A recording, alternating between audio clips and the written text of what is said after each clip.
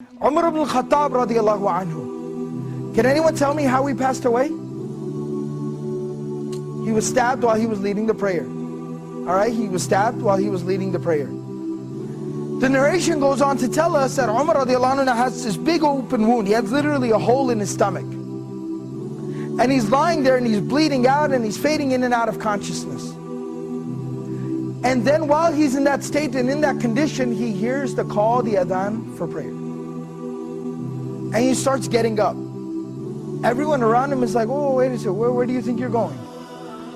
He says, I have to go pray the adhan. I have to go and pray, it's the adhan. And he said, you're dying. You have a hole in your stomach. What do you mean you're going to go pray? And he says that, I remember the Prophet ﷺ telling me that there's no deen for the one who doesn't pray. That the Salah is like the head and the body. I have to go and pray. This was the commitment that these people had to prayer. As long as I'm alive, Salah is something I do. That's the commitment, the connection that they had with prayer. So this is from Surah Maryam, Surah number 19, ayah number 31. My Lord has firmly commanded me to pray and to give charity or to purify myself as long as I am alive. Ma dumtu hayyan, as long as I remain alive. This is a statement of Isa alayhi salam. This is a very powerful reminder about our approach to prayer and how we approach prayer and how we perceive and think and how we implement prayer in our lives. You see, we're supposed to pray, it's saying, as long as I am alive. Till my last breath, I am committed to salah, to prayer. Now what does that exactly mean? It means no matter what comes up, prayer is something that I will hold on to till my last breath. I will concern myself with till death.